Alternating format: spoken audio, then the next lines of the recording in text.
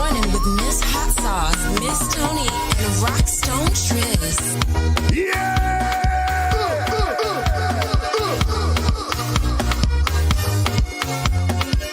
This is interesting.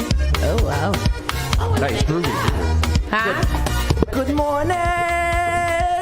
We're talking to the people.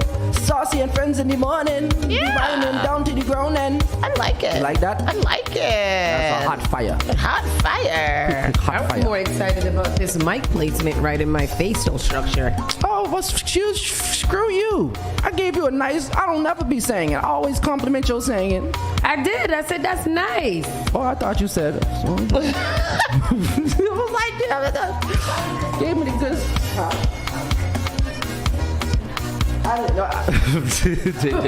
This is temporary. Oh, okay. This is temporary. I don't like the bar going across. Me either. This is the thing that I hate the most. We're gonna get this. It is very convenient. However, it is right in my eye, in my side eye piece. Tristan, your singing was spectacular. Thank you. I liked it. And it was a freestyle. And it was a hot freestyle. A hot. Thank you very much. A hot 8. It's a hot 8. Thank you very much. Yeah, we in the building. Good morning. We are here. Good morning, everybody. Welcome to Spark FM Online, #1 for urban and Caribbean music. Money. We are in the building. We are having a time, and we are going to have a good day. Today is Wednesday, Wet Wednesday, Wicked Wednesday, Wheezy Wednesday.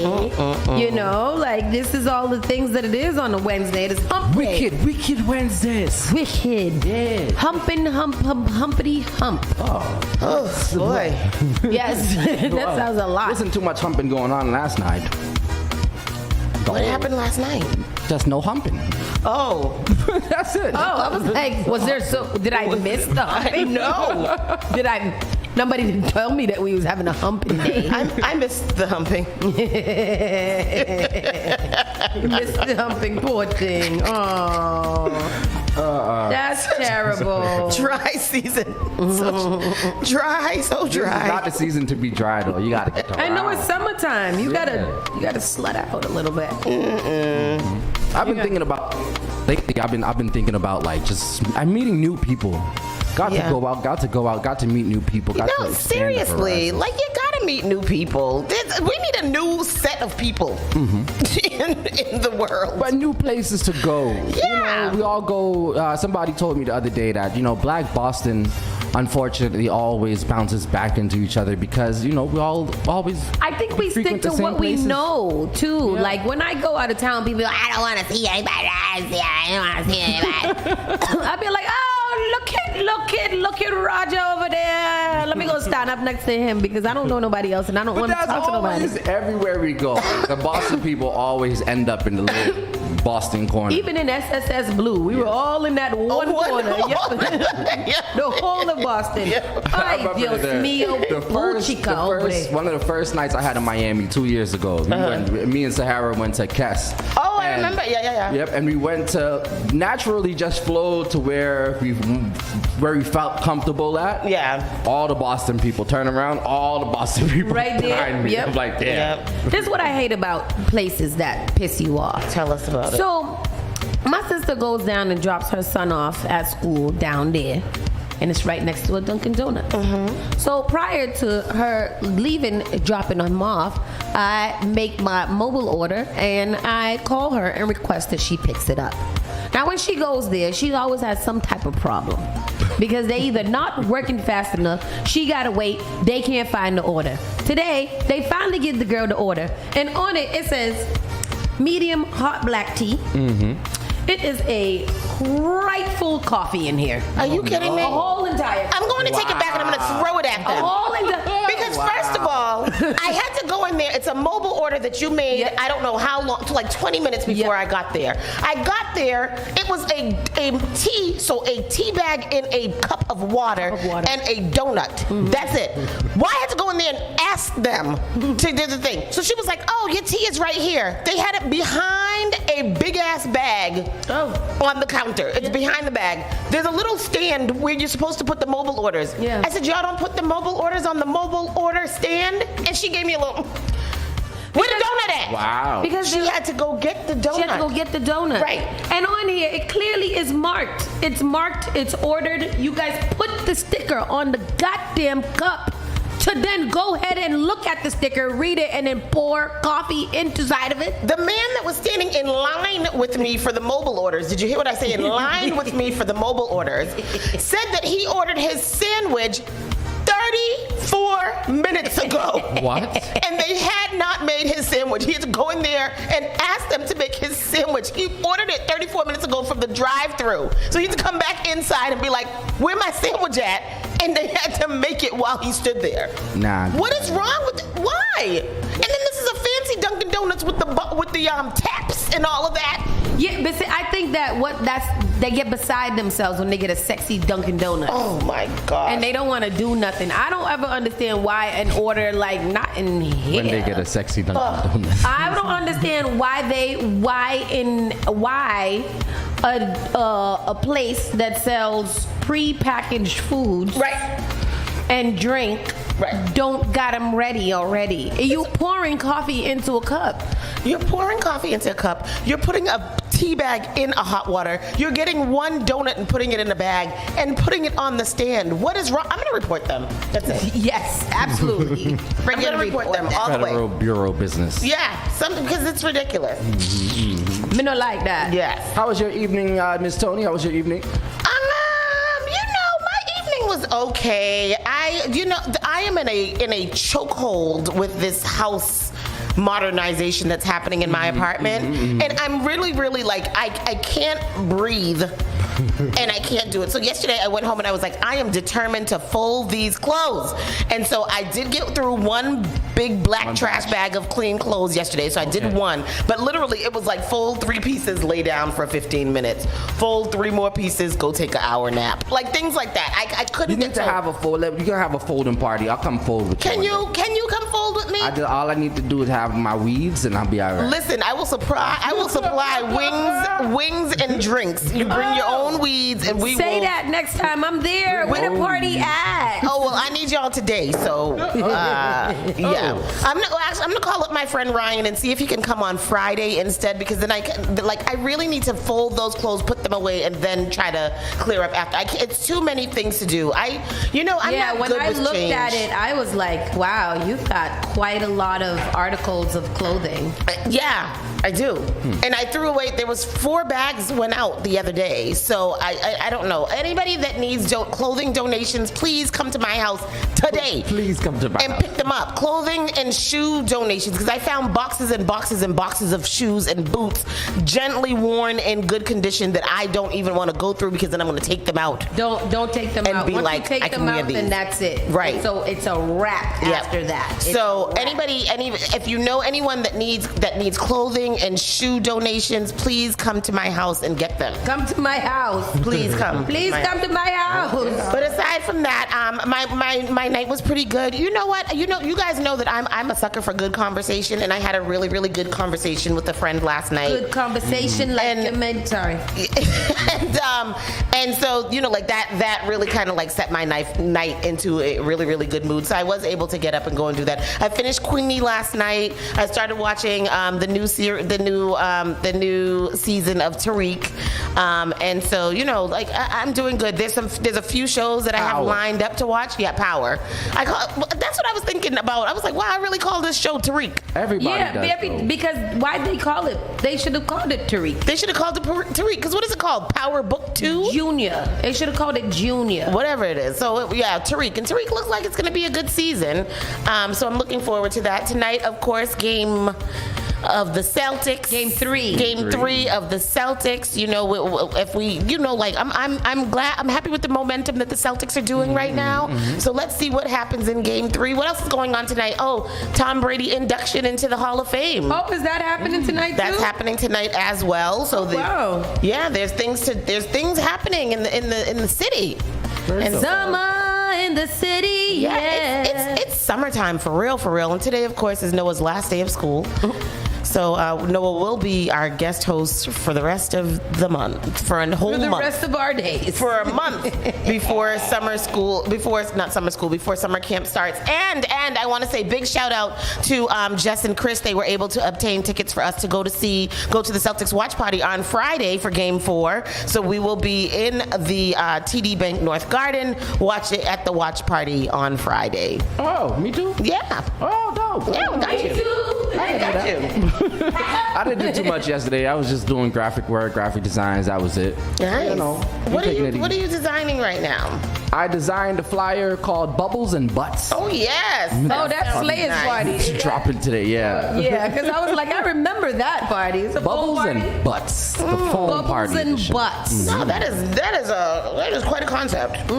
Shout outs to our new people that's inside of our Instagram. Siani, I see you, Siani. Wagwan. And shout outs to Codrington. Hi. Codrington Time, Codrington. Craig Vibes, Team DJ Live. I see you, we see you, Sam. What up? Good morning. Hi, Live. We out Sauce, the what about side. you? How you doing? I mean, I would be good if I had a tea. Silent. No, it's not your fault. Don't you take that on. I got Walt. That's Dunkin' Donuts' problem, and that's not yours. You don't put that on yourself. Yeah. They should be ashamed. You right, sister. You right. Shame. People need to be shamed, boy. I'm gonna start going around the people if they don't do me right. Just Yeah. shame. Shame. I'm gonna do it too. Yes, let's get in. I had a wonderful evening. Mondays and Wednesdays, Tuesdays and Thursdays are a little bit heavier for me because CK has double extracurricular activities on those days. So it just be a long day. And I need to get my nails and my feet done. I thought you was doing that yesterday. I didn't. I was wrapped up. I was doing work, girl. I was working. You know what I was told yesterday in a group? What? That women who get their hair, nails, and eyelashes done regularly are too much, quote unquote, too much for some men. Yeah, I can see that. Why? I can see that. For me, it don't bother me. That don't bother me.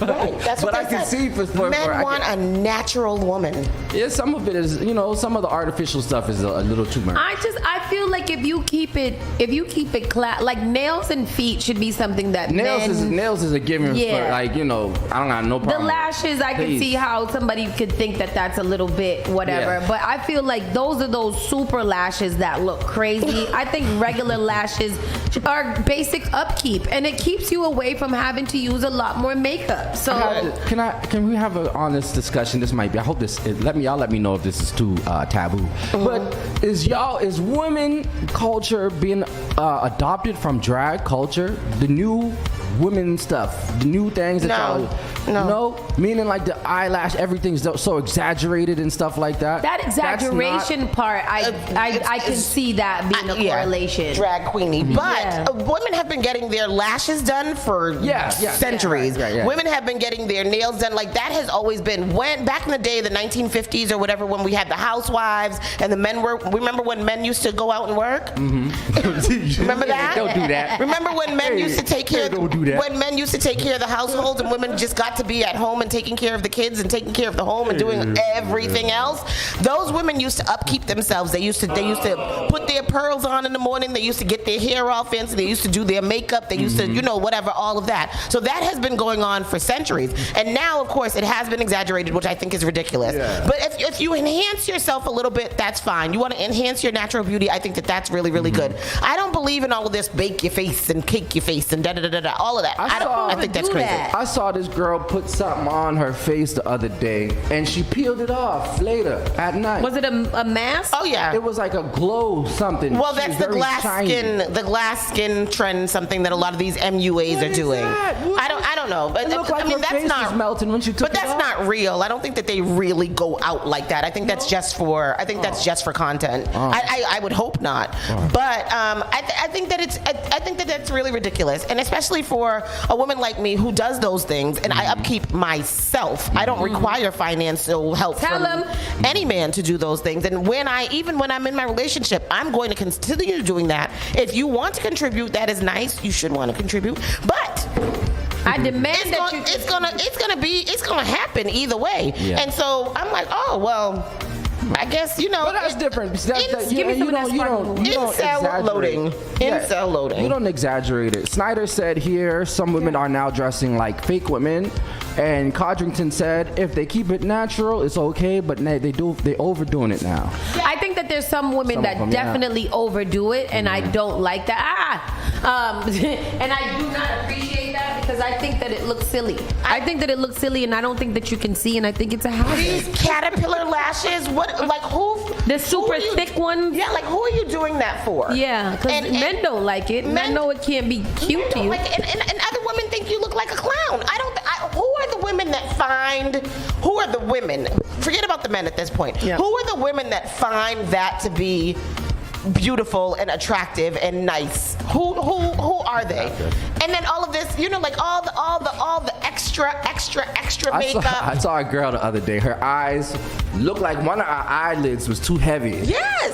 And the lash was damn near hanging off. I really don't like it. Our younger cousins Imani and Maya do a really, really nice job with makeup on their face, they don't look like they're made up. They just are so beautiful. They have that dark skin and it's just so beautiful on them. And I really, really like that. Like, enhance your beauty, but don't change your face. That's crazy. Become another person. Yeah. So anyway, that was a conversation that I was privy to. I don't even know if I should say privy to witness last night. And I was like, this is really just really, really crazy. And if that's the case, then I'm just going to be single for a long time. Forever. All right. Starting to look real permanent, real crazy. Anyhow. What else do we have going on? It is time to officially start the show. Yeah. Let's go. Spark FM Online, #1 for urban and Caribbean music. This is Saucy and Friends in the morning. You're listening to Saucy and Friends in the morning with Miss Hot Sauce, Miss Tony, and Rockstone Triz. Broadcasting live worldwide. This is Spark FM. Call Spark FM at 617-272-3387. Turn it on.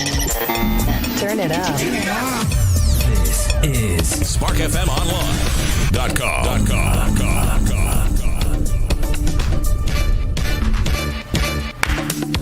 Oh, Jupiter morning, we waiting the sun to rise. This is a good morning song, huh? This is such a feel-good song. Like, if this is the first song that they play somewhere, it's going to be a great time. Like the first song for Juve, once everybody finally gather. Yep. Then they should start with this song and the sun rising, and now we all hands in the air and chipping. I see what you did there. You see it? That was a music video in my head just now. I want to go to that party right now. Man. But yes, today is June 12th. June the 12th of June. It is approximately 9:26 in the morning. It is going to be a high of 77 degrees, partly cloudy conditions from about 11 a.m. to 12 p.m. with mostly cloudy conditions expected at 4 p.m. Right now, we're not predicting any rain, but you never know living here in New England. But it's going to be a beautiful day, high of 77 degrees. I'm not mad at it. You guys have any plans for today? You said we have to do something today. Wednesday. Oh, something with women of Boston. Oh, yes. We going down to Park 54. And we going to hang out with some men's. Yeah. What's going on there? They're having, let me see what it is. They are having, I think it's a little reunion. I don't know what it is, to be very honest with you. I don't know what it was. What am I calling it? But yes, that is what is going on. Yeah. I cannot find no show. I sent it. Where am I? Okay, here we go. I'm ready, guys. I'm getting ready. I was doing all kind of foolishness. Oh, that's because it kicked me out. You can kick it off, girl. Here we go. Discarded needles at Boston Park raise safety We still there. concerns. It's Did you give us- 2024. Child, I'm so tired of hearing about discarded needles, but you know what? It's summertime, so they outside. Yeah, they that's outside. true. That is true. It is a video. It is not a story. right, give me 1 second. I'll All right. pull up the video. Sorry. Pull up the video of the needles in the park. I know that Domingos De Rosa Where is has he? been. I feel like he's been on He's been fire. very low key these Yeah. days, and I don't know what's going on. It was one of his assistant coaches that tried to recruit a little boy into the football the other day, and I was like, "Oh, Domingos, I know him." And it was funny because then I was just like, "Where is Domingos?" Yeah. Yeah. So that's crazy. I think it's popped up now, y'all. All right, I think I got the video. We're gonna go to the clippage of this situation that is unfolding, and we are going to give you some details following said. Greatest is live in the South End, where parents are warning others to be on the lookout. Mark, the parent who took photos of discarded needles here at this playground, including right here on these steps, also found another pile of needles over there on this sidewalk. He's now worried for the safety of the kids who use this park and others in the area this summer. It was really disappointing to see the picture of what looked like almost someone had been sleeping here. The needles and scattered belongings discovered at Newland Street Park in Boston's South End in the morning hours are an example of what parents like Heather Govern are always watching out for. You have to just watch amongst near the trees, and you're walking along the sidewalks, and you'll likely see a couple. Govern says her 6- and 8-year-old kids know to stay away from needles and credits the city for their quick response to 311 complaints. But she still has concerns about the syringes that aren't reported, especially heading into the warmer months when kids are out of school. It's a little worrying. We noticed a number of recent needle complaints in and around parks in the South End, Roxbury, and Dorchester. Some neighbors believe that the drug use is now more dispersed following last year's crowd clearing on Atkinson Street. There's been an uptick in them, in my opinion. Marla Smith lives near Clifford Park, which has been plagued with daily discarded needle complaints for years. With school getting out, there won't be teachers overseeing the kids as much. There won't be custodians doing the cleanup in the park. A Boston Public Health Commission spokesperson tells us, quote, "We focus on areas children frequent, such as schools and parks, and have a 99.9% on-time response to 311 needle cleanup requests, which take 0.1 days on average to resolve." It's very disheartening because what if a child does pick that up? Makita Payton and her 8-year-old daughter Ashlyn say they've been seeing more used needles outside their apartment on Mass Ave. They be leaving them just everywhere. You never know what was in it, and you don't know if the sharp part is like infected.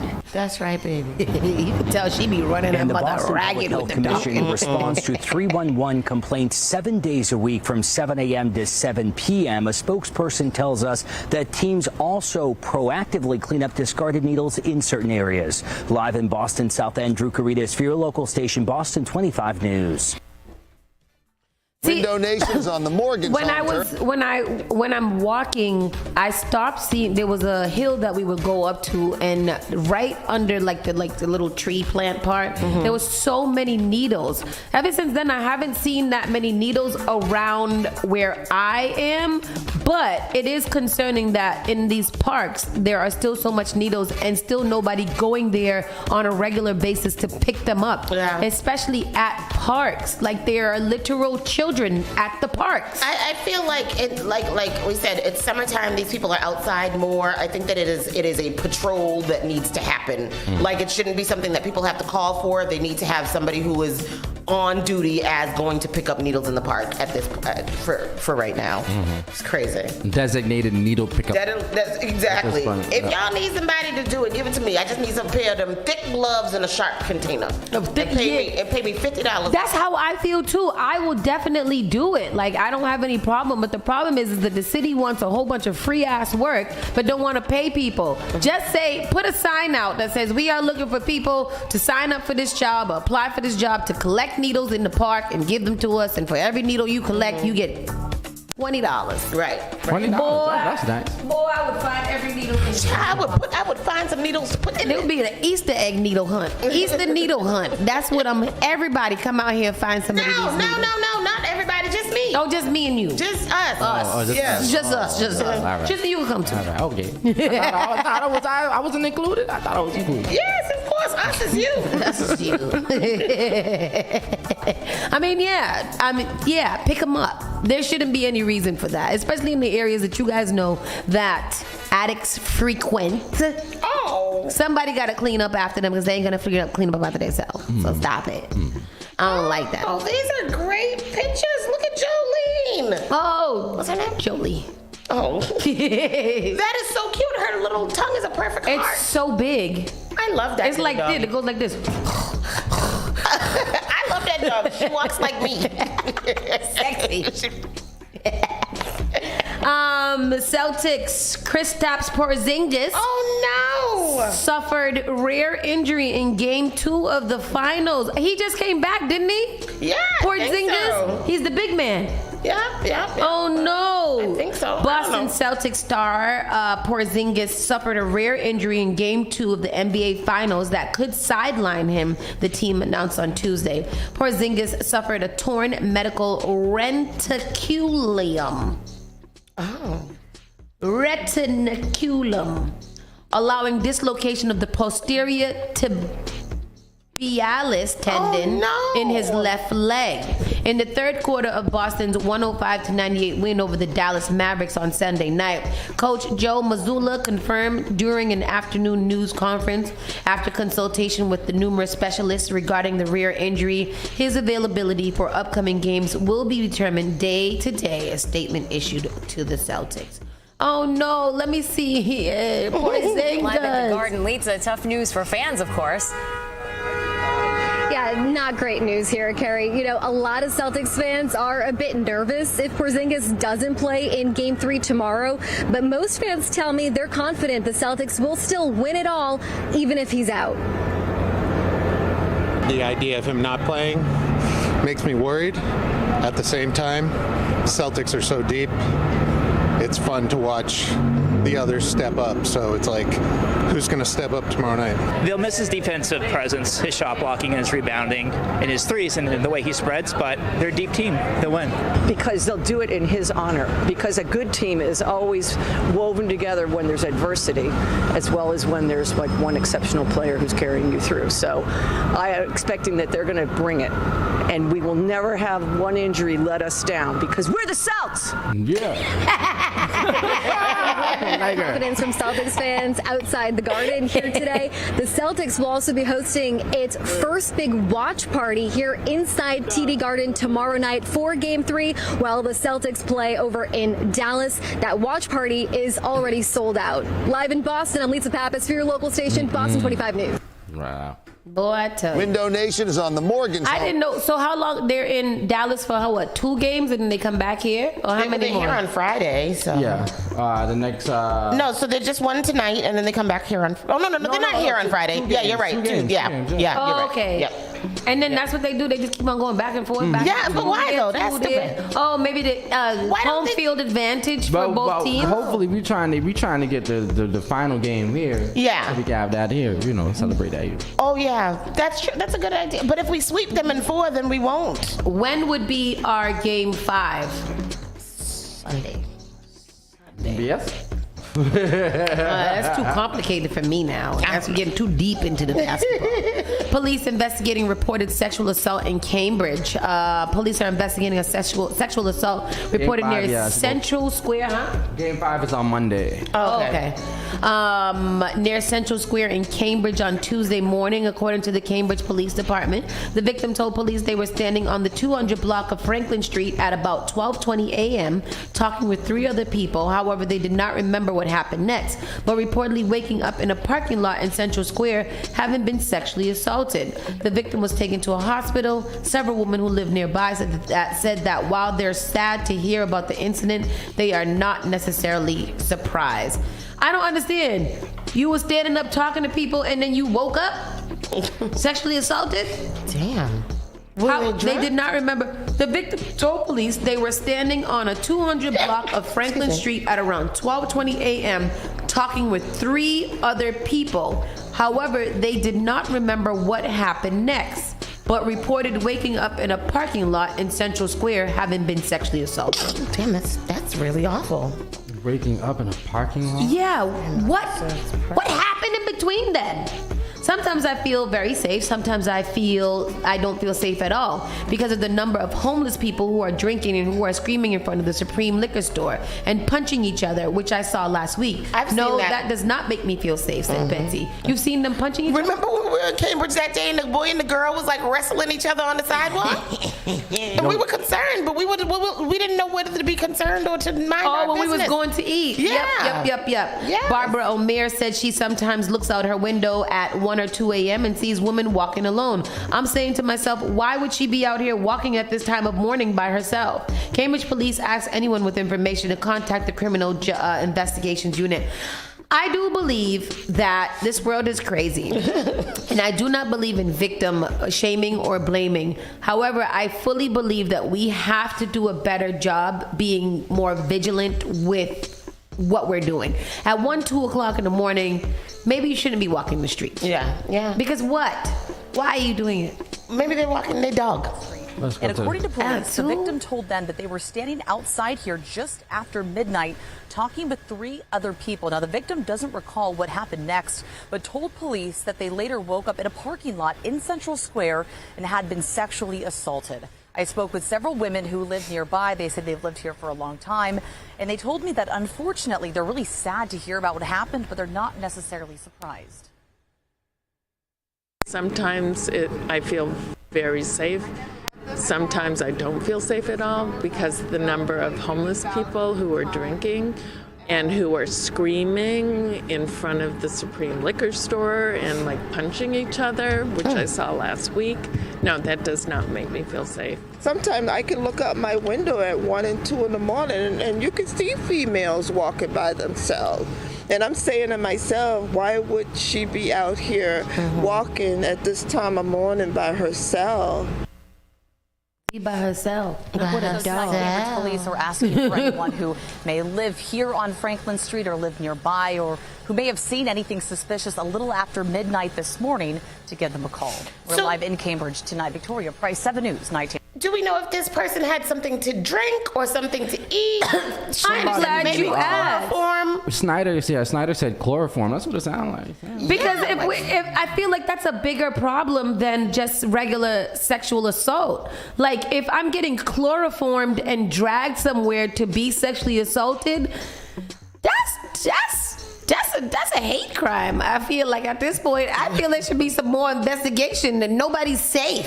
They chloroforming people outside. They're like, seriously. And then how do you, that's so weird. When you get chloroformed, you don't remember somebody putting things over your face? Does anybody? I've never been chloroformed. I know. Anybody do it? Anyone out there has been chloroformed? Can you call us and tell us about your experience? Because do you remember that part, or do you not even remember that part? Probably not. I don't think you probably. Maybe your whole short-term memory wipes. I don't know, but I don't want to be AP Black said rent is expensive in Cambridge, and she was out there working. AP Black said rent is expensive in Cambridge, so she was out there. That's what I'm saying, but gee. Oh man. Warren possesses. But I will say it's very. I'm very shocked at the amounts of unreported incidents that happen in Cambridge. We complain about Mass Ave, but Cambridge over there now. Cambridge is a different world. That's a little crazy. I think if you went and sat in Central Square on a summer day, you would see a plethora of things of foolishness in Cambridge. Cambridge is it's like what's the thing called? Twilight Zone. Yes, that's Twilight what it Zone. is. That's what it is. That's what it is. What else is happening in the news? Warren proposes jail time for corporate greed in healthcare. Who is Warren? Elizabeth Warren. I don't know why they called her Warren. I was like, who is he? U.S. Senator Elizabeth Warren introduced legislation Tuesday morning aimed at warding off future cases of corporate greed in the healthcare landscape, like the kind that her office says led to Stewart Healthcare filing for bankruptcy. Standing across the street from Stewart's St. Elizabeth's Medical Center in Brighton, Warren outlined her corporate crimes against healthcare bill that would establish new penalties and quadrails for healthcare executives who endanger patient safety and access to care, including a new criminal criminal penalty that would send executives to prison for up to 6 years. Oh, she is serious. She is tough on crime. Yes, the punishment would be for those who loot healthcare entities like nursing homes and hospitals if that looting results in a patient's death, according to Warren's office. Legislators, patients, and healthcare workers are wrestling with the results of financial management of Stewart under the helm of CEO Ralph De La Torre. Stewart stole the land in Massachusetts hospitals sat on in 2016, a transaction that has since saddled the system with massive debt as executives struggle to keep up with the payments to keep the landlord, medical properties trust, and to vendors. Warren's proposal would authorize state attorneys generals to claw back at compensation to private equity executives within a 10-year period, spanning before or after an acquired healthcare provider experiences serious, avoidable financial difficulties due to that looting. According to her office, the bill also lays out more reporting requirements for healthcare providers that receive federal funding. And what did I read? Well, I have not a solitary clue what you just said. Mm-hmm. What she said she's trying to think down on the corporate greed. She's trying to, a lot of these corporations, especially the healthcare systems, they take advantage of the people. So she's trying to, slim that down. Yes, and then and yes. Well, good. Thank you, Senator Warren, for the work that you do for us. You are a nice lady to us. I like her. What did you do that? Pocahontas? That's what Trump called her? Pocahontas. So rude. Okay, she's a native. That's right. She's a Native American, calls her Pocahontas. Rude. A Plymouth man bites off part of a victim's ear in a drunken fistfight. Well, that's crazy. That's just awful. Did we before we go? Wow. Pictures, crazy. We talked about Stash's Pizza. Yep. And what? We did. We talked about how he was found guilty, and we did. Yeah, he hasn't been sentenced yet. Okay, so we did talk about that. Okay. He has been found guilty. Yeah, we talked about that last week. So what happened to this bloody head man? Well, they had a drunken fist fight, and so he bit off a piece of the. Is he the victim or the? If you see me, you should see the other guy. Exactly. A Plymouth man is facing charges after allegedly biting off part of his friend's ear in a drunken brawl early Sunday morning. He was getting his Mike Tyson on, huh? 39-year-old Michael Driscoll is charged with assault and battery. Mike Driscoll. Michael.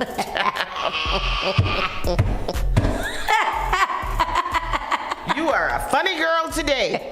With assault and battery with serious bodily injury, severe disfigurement, and other mayhem. According to police, Plymouth Police, O'Driscoll and 40-year-old Dorchester man had been out all day and night on a sightseeing cruise, then continued drinking at local bars. Yo, this is his friend?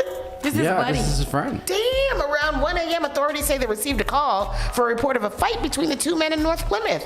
At one point during the brawl, O'Driscoll allegedly took the Dorchester man to the ground and put his mouth around his ear. The victim pleaded, "Don't bite my ear off! Don't bite my ear!" According to police, the plea was ignored. He couldn't hear. That's not funny. That's not funny. Responding officers say that a 2-inch piece of ear was in a cup of ice water. Oh, they was trying to save it. They was trying to preserve it when they arrived at the scene. The incident remains under investigation. Jesus, Lord. You know when you fight with your friend, you got to bite their ear off. It's bad. Did you show his picture to the audience? Yes, with his bloody head. That's all the ear blood. From where he bit off that man's ear. OMG. With friends like that, who needs enemies? Empress Wisdom said, yep, he did it. He sure did it. The evidence is right there. Wow. Bail revoked for North End restaurant owner accused of shooting outside pastry shop. I thought we talked about this yesterday, too. Well, we talked about him being rearrested. Oh. And now his bail has been revoked. He cut off his ankle bracelet. He's a menace to society. He really is. A North End restaurant owner accused of brazen shooting outside a popular pastry shop in 2023 had his bail revoked in court on Tuesday. 55-year-old Patrick Mendoza, who was rearrested over the weekend after Boston police said he cut off his GPS bracelet and threatened to injure someone.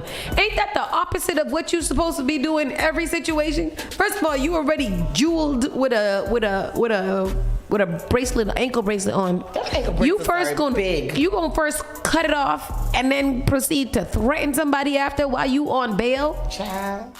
Sir, he needs anger management. Yeah. How come he hasn't been placed in a mandatory anger management course as of yet? Well, this is what I'm saying, and that's why I'm glad that his bail was revoked and he's now going to be held, because as you said, he is a menace to society. Yeah. They say he cut off his ankle bracelet because he was like, I'm just tired of it. Now, the man who must be nice. We have there's another video. I don't know if this is different. Let me see. Let's check this. A Superior Court judge accused of cutting off his GPS ankle monitor while he was out of jail on $10,000 cash bail. A probation officer bringing that monitor to court. He was ordered to wear it and remain in the confines of his North End apartment. Mr. Mendoza was arrested over the weekend after cutting off the GPS that this court fitted to him roughly 2 or 3 weeks ago. Made some concerning statements to Boston police when he was taken into custody as well. According to Boston police, officers asked Mendoza why he cut the bracelet, and he replied, "I'm tired and sick of it," also stating he was definitely going to kill somebody, but redacted, kept me in the bedroom. Mendoza also telling investigators he was stressed about the criminal case against him. He had been in jail for 10 months. Wow. Who kept me in the bedroom? I don't know what did it say? There was something. No, they said that he.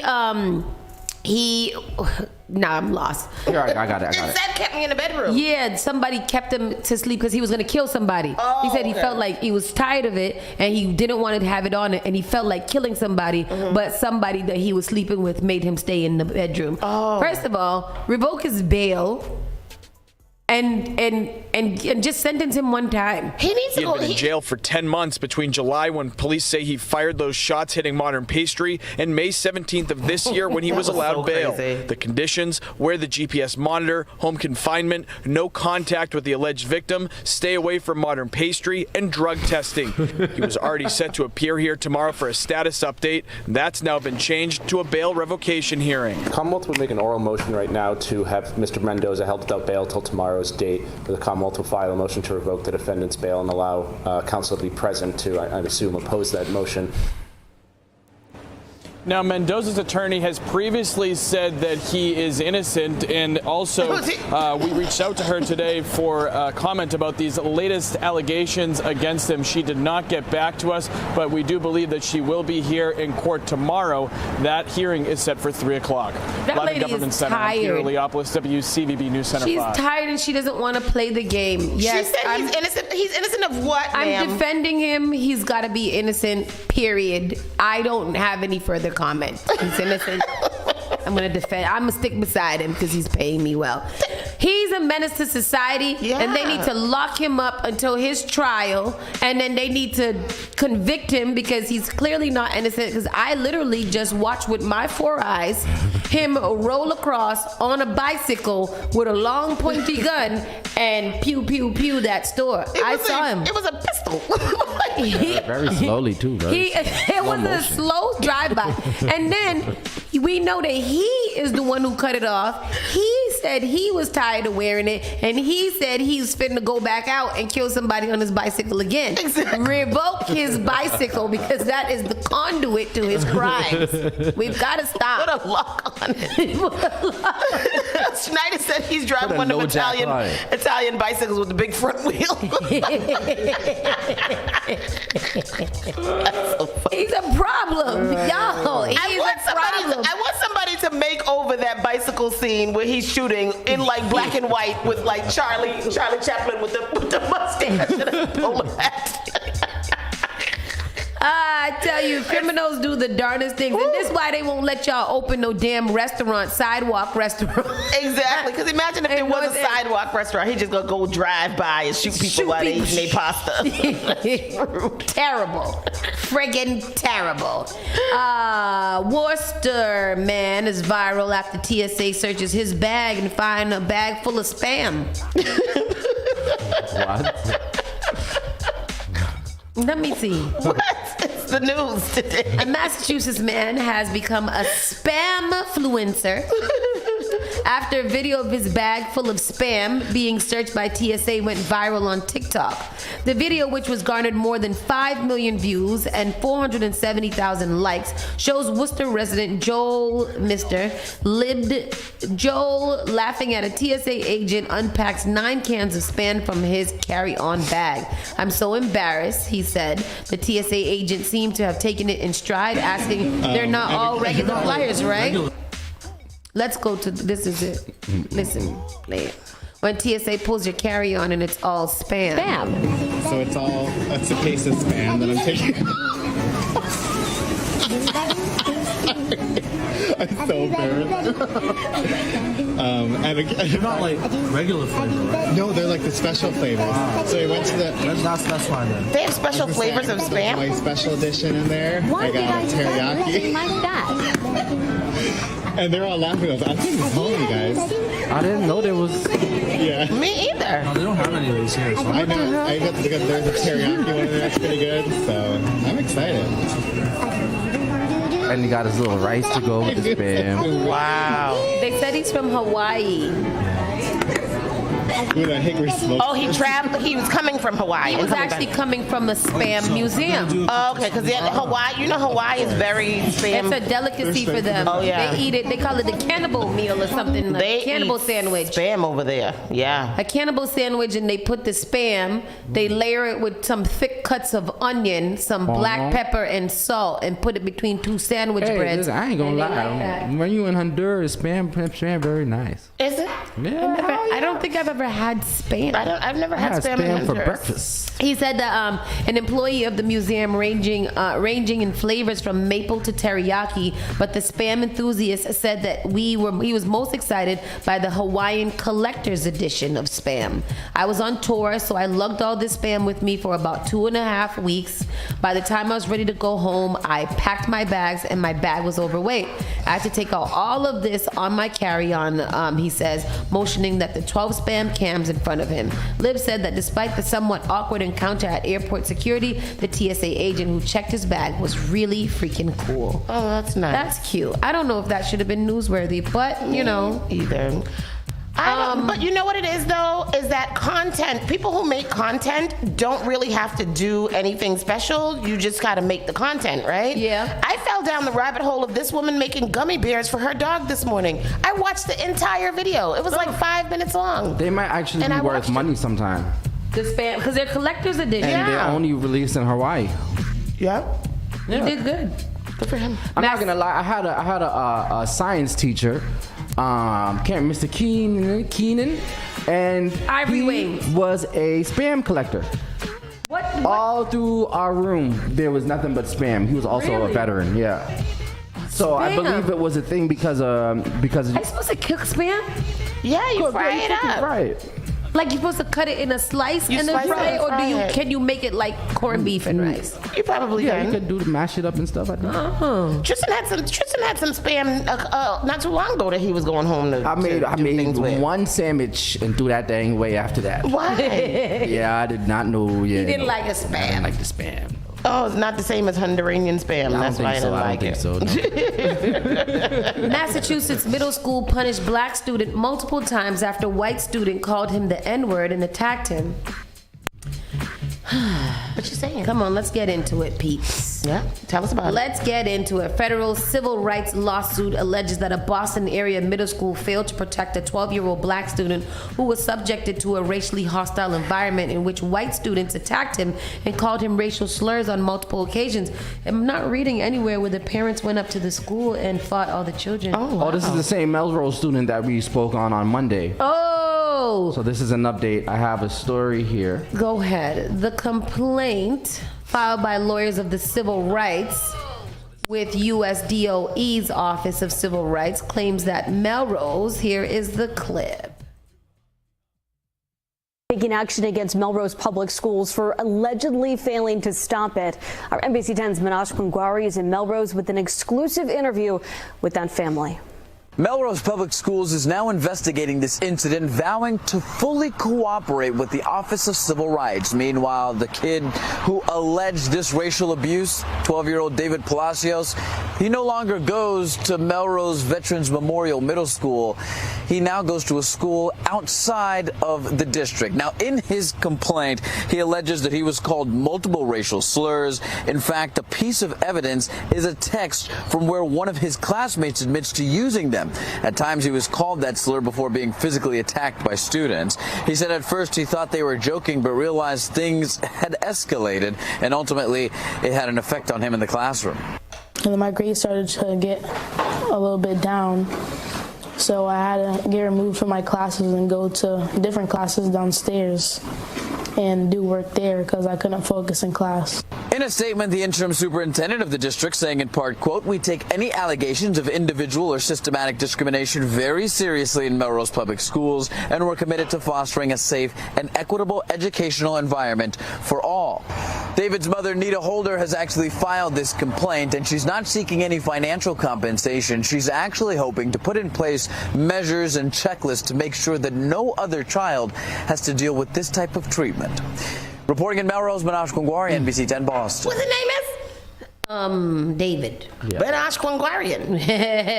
I'm reading the details of the complaints. One time he was in the library and a bunch of little white boys called him the N-word and then attacked him.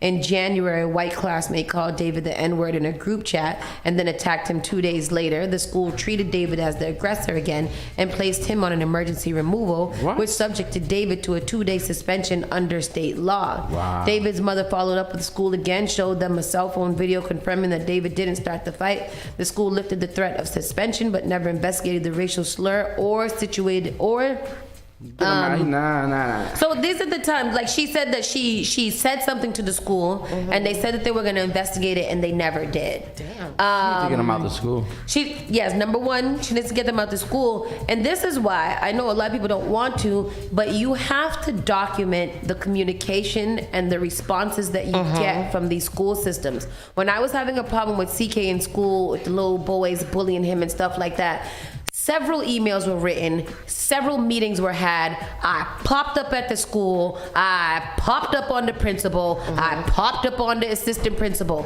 Because what we not gonna do is pretend like I'm not telling y'all what's happening and y'all not gonna fix it. That's what we not gonna do here. And I'm gonna document the fact that I have tried to approach you guys and nothing has been done about it. And if my child continues to be attacked and abused, y'all are gonna be attacked and abused. Say that. Say that. Because I gotta call his ignorant daddy. And Dee Dee said she went through that with TJ and Metco.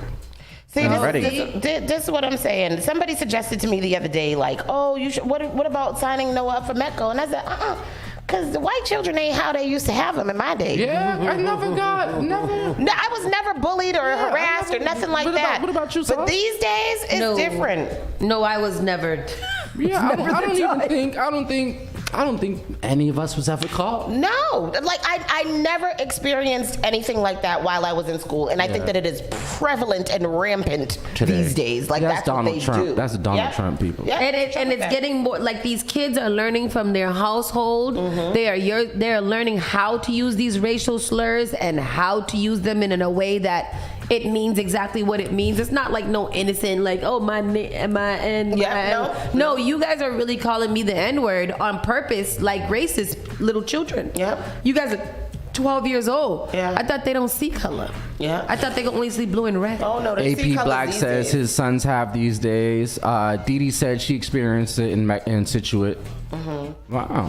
See, that's the one. And then remember we was talking to when I did something for Metco the other day, they were like they don't even have host families and stuff anymore. So these children don't even have no family community system. So even if something was to happen to them out there, they don't have nobody to go to. Empress Wisdom said they like to throw things under the rug. They're getting real bold here. For you, 21 says even in Metco, it's the black kids bullying other black kids. I do see that. Yes. That's true. Cannot. We have a little how people are doing with the Blue Hill Ave. A little update on that. Mayor Wu dropped a little campaign or a little commercial or a little something that I sent it to Tony. If you trigger, don't you know? It's here, isn't it? Where is it? You put it in the stories. Oh, I put it in the store. Oh, I did put it in the stories. So people that are interested in finding out more about the Blue Hill Ave action plan. There are several meetings that are happening coming up. So one happened on the 6th. So there's on 6/12 there's a pop-up workshop at Globe Hall Municipal Lot. There is a workshop at Harambe Park on the 20th. There is an open house at Mattapan branch of public library on 6/25. But go to this clip. Let me see what she's saying. We are working with the MBTA to make a historic investment in redesigning Blue Hill Ave block by block, and we want the families and residents and business owners along one of our busiest streets to be leading the charge. I'm here with Maya, a planner from Boston's Transportation Department, to share the details. Throughout June, staff from the Transportation Department and MBTA will be holding pop-up workshops and open houses all along Blue Hill Ave to hear from you and your neighbors. And if you can't join us in person, you can provide feedback at boston.gov/Blue Hill Ave. Our goal is to make Blue Hill Ave the kind of street where everyone is safe no matter how you get around. And we want to make sure that the final design for Blue Hill Ave is one that meets everyone's needs. You can see the full lineup of pop-ups and open houses at boston.gov/Blue Hill Ave. I hope you come by or submit your feedback online. Thank you for getting involved. See you soon. But so let me just ask though, like that was nice, I guess. But for old people who are not privy to Instagram and the internet and things like that, or don't know how to use these things, how are they getting that information? They're not going out and handing out any leaflets, pamphlets. There's no door hangers or anything that we're seeing for these people to get that information. I know I live on Blue Hill Ave. Directly on it. Right. So thank you, but there's not enough. My other concern is, what is the feedback going to do for you? You know, like you go to these. What's a workshop? That's what's a workshop and what's an open house? Like, what are we working in the shop? What are we trying to put together? Why isn't it just a input meeting or something like that? Why is fancy names? We're getting some comments here. Let's see. I wonder if anyone that lives along Blue Hill Ave are on this planning. Probably not. The other day we were talking about it. Like, all these people care about is the data. They sent the data. August said they sent a message in the mail. You didn't get one though. I didn't get it. Jason Finn said something people should do. They don't have the street layout plans yet, so they won't. Till they want community to give ideas. My only concern, I'm going to attend some of these meetings because it directly affects us now, and you in many different ways. Empress Wisdom said they got a letter in the mail too. So my only concern is that if we're going to be having these workshops and these meetings, you guys have to attend them. Yeah. And you have to get, even if you got to get a little aggressive with your approach, those are things that need to be, like, this is your hood, this is your neighborhood, this is your streets, these are your things. Do not allow people that do not live here to come in and dictate how they think it should be. If we are not showing up at these meetings and making our voices heard, then there's nothing that we can say after it. And unfortunately, that's just how it goes. You have to show up. And it might not be fun and it might suck and whatever, but we have to start showing up to these meetings and saying what our demands are. If you're going to we already know they're putting a center bus lane. That is confirmed. It's solidified. They are investing a lot of money. Now, as it comes to each block, every block has its nuances and things that they want to get through. You guys have to go make those things known to them because they don't know. They don't live here.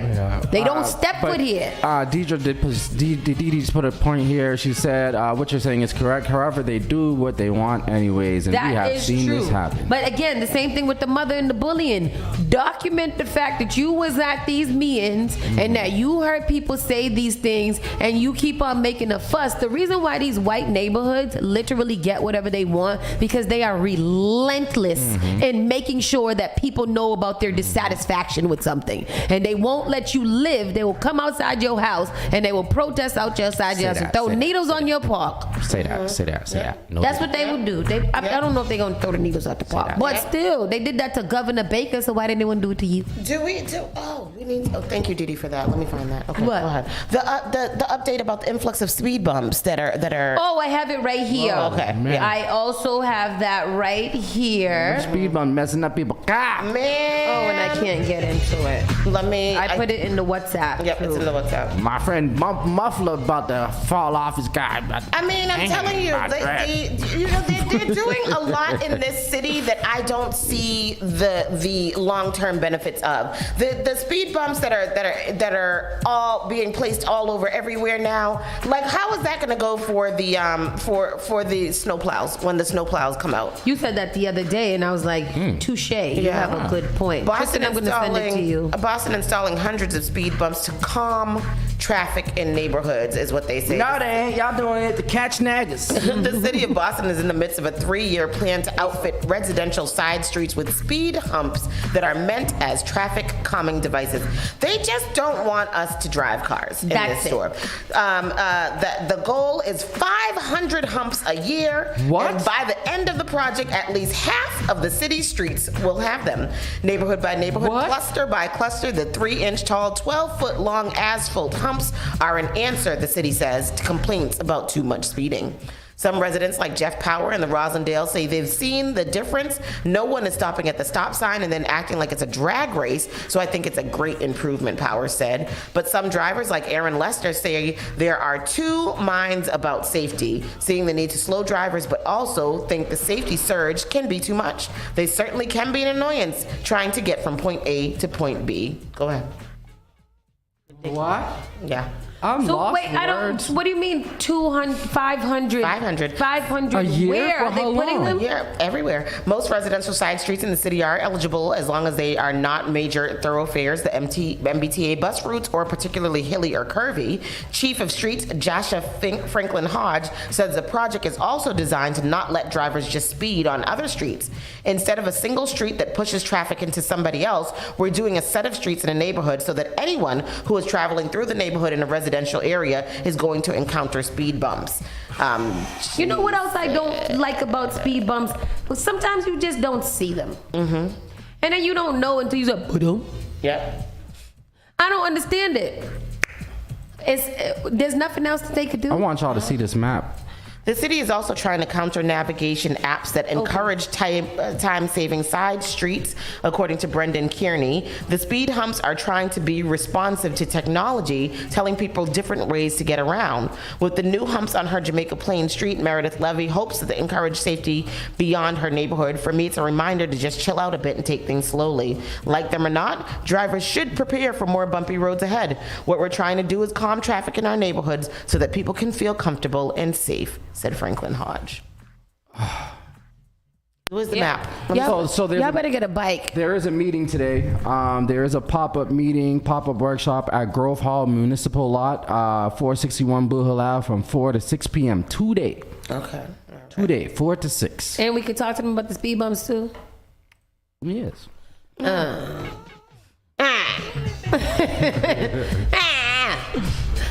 That's how I feel. I feel like there's That concludes our Around the Way news for today. When we come back, we'll go into the national and world news. Keep it locked right here, Spark FM Online. AP Back said those speed bumps are going to be the reason why we got flying cars. I mean, they should have come up with the flying cars a long time ago, because then we wouldn't have to worry about all that. Is that new Tesla road rage? Truck foolishness? Yeah, is that a flying car? You put it on hydraulic. Not it'll shit. fly Flying foolishness. Stupid old. I hate it. We'll be right back in a few moments. Keep it locked right here, Spark FM. The People Station. What is that? What is that? Spark FM. JP Morgan Chase is making a global commitment to break down barriers to drive inclusive economic growth all over the world. We believe there is a pressing need to help more people move up the economic ladder.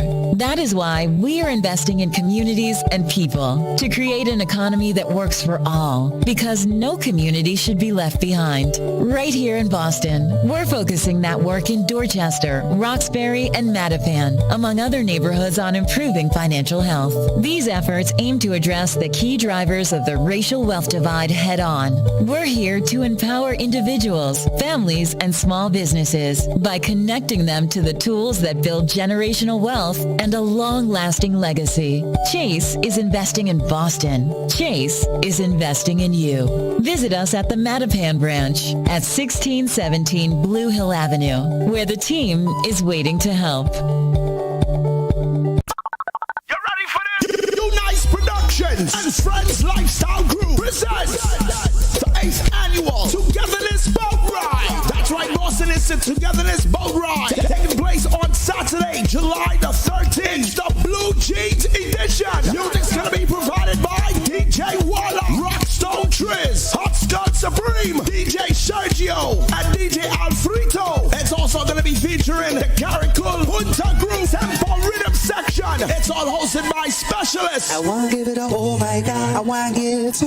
It's all taking place at 17 Rose Wharf. Boarding times at 7 p.m. Departs at 8 p.m. It's a dinner inclusive. Get your early bird tickets for $65. Regular tickets are $75. It's a 21 plus mandatory ID event. Get those tickets right now on togetherness.eventbrite.com. Sponsored in part by Spark FM. Bring your flags, bring your ride. It's all about the Togetherness Boat Ride. This one's going to be crazy. Till the last drop of a canal is madness in the capital, so. Moonbox Productions is thrilled to present the 2024 Boston New Works Festival, taking place on June 20th to the 23rd at the Calderwood Pavilion and the Boston Center for the Arts. The Boston New Works Festival is a weekend-long festival celebrating new original plays by local playwrights. 8 original plays, 6 different stages, and 1 wild weekend. Tickets are $25 per show. Pay what you want tickets are available at the box office. Get your tickets now at moonbox.com. Finally Home is a must-read step-by-step guide that will equip any first-time home buyer with the knowledge they need to confidently make informed decisions. This book provides answers in simple and clear terms to most, if not all, of the questions you may have about credit, home ownership, and generational wealth. Finally Home equips the reader with the confidence to be engaged with the home buying process without feeling vulnerable or exploited. Tailor-made Real Estate Easy is not just a catchy hashtag. It is real estate agent and radio personality Taylor Andre's goal. A goal to simplify one of the most challenging processes you will go through as an adult. A goal to educate you properly on credit and teach you the strategies to finding the home of your dream. It is not just a good book or an easy read. It is the secret to a seamless home buying experience.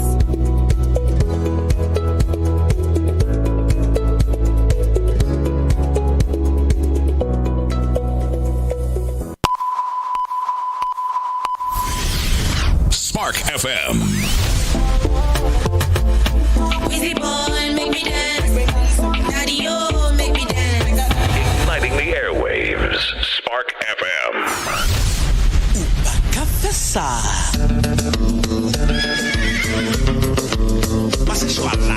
Join us on Facebook and Instagram at sparkfmonline.com. Turn us up. Tell me how you want it, yeah. Call me and I'm over. Spark FM.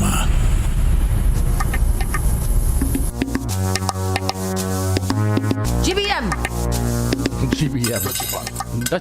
Oh, but your body man take for yourself. Everybody want tech for yourself. Everybody want tech for yourself. Yanda man the tamba na na na na. Shamba man the tramba, my bean in the tramba, man in the chanda na day. Jana dem in the tata, na dem in the tapa. What's this dance? Take for yourself. Tech for yourself. Take for yourself. Tech for yourself. Tech for yourself. Yes. What y'all know about that kind of music? That's the music from back in my day. Can we bring him? Who is he? Mr. Vegas. Mr. Vegas. Mr. Vegas. I haven't seen him since Asia's party. He was just here though. Since Asia's party. Damn. Wow. Did anybody ever find her? No. Wow. Shorty was like, I got him. I'm outside. She faked her death? What happened?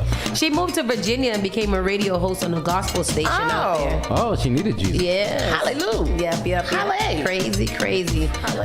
Speaking of that, it's time for our national and world news. Miss Tony, ¿qué pasó? All right. National news. White House hits back at Republicans over Biden's Juneteenth freeze. Did y'all see that? But before we get into that, Hunter Biden.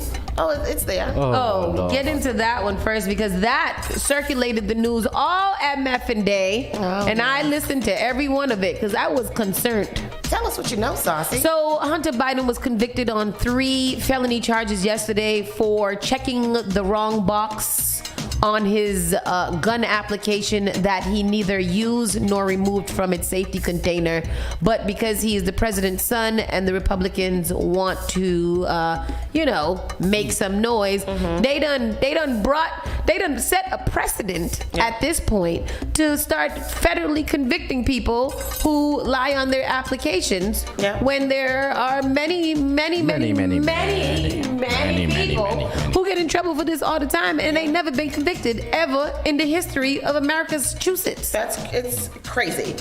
So some of the jurors who convicted Hunter Biden on Tuesday on federal gun charges told the news that his standing as the president's son did not affect their decision.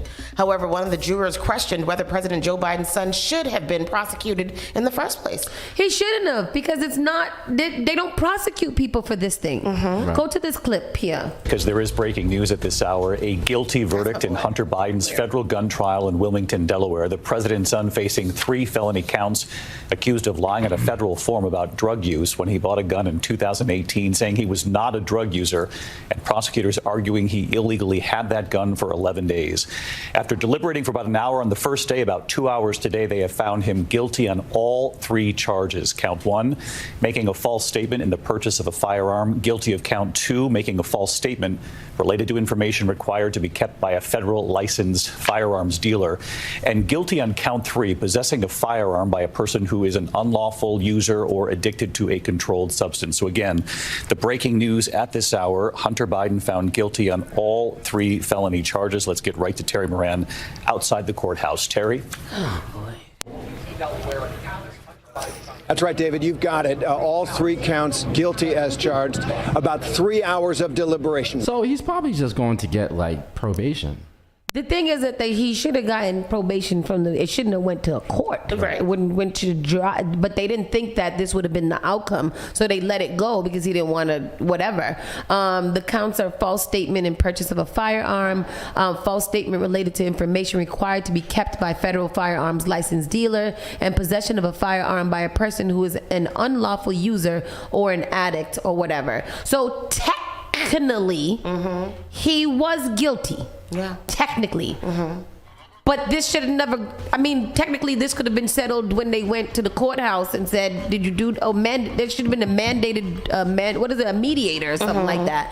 They shouldn't have brought this to court. Now, many people who end up getting convicted of things like this usually have used the gun in a crime. Nobody gets convicted for doing this who don't even touch the gun. Yeah. Bought the gun, put it in the safe, and never even opened the safe back, but I'm getting convicted on the drug trial because I checked the wrong box. Well, that's what the juror said. She said that it was a waste of taxpayer dollars in the end. She and her fellow jurors were able to come together with a little disagreement. She says that the 51-year-old juror, who also asked not to be identified, said Hunter Biden needed help for his addictions but did not need to receive any prison time for his convictions. I don't think that anyone who is a nonviolent drug addict should be in prison. Just fine him. We know he did something wrong. Just fine him. He needs help. It took the jury less than a day to come to their decision to convict Hunter Biden of 2 counts related to false statements in purchasing the firearm and a count of illegally obtaining a firearm while addicted to drugs. If they put him in jail, they have no choice but to put Donald Trump in jail as well. Absolutely. And if Donald Trump gets off without having to go to jail, then Hunter, first of all, somebody said it yesterday. People want to keep comparing the two. Hunter Biden is not running for the president of the United States of the America. Everything want to be Massachusetts for me for some reason. Donald Trump is a convicted felon of 34 counts of foolishness, and he is still the lead, what is it called, the forerunner in the presidential friggin' election. That's crazy. I got a video here of Donald Trump affiliates that have been jailed. All of them, right? Just about damn near. So they all look like they did it. They all guilty. Yeah. I don't know. I definitely think that he shouldn't be in jail. Definitely shouldn't have gone to court for this as well. But, if anything, this has been a witch hunt.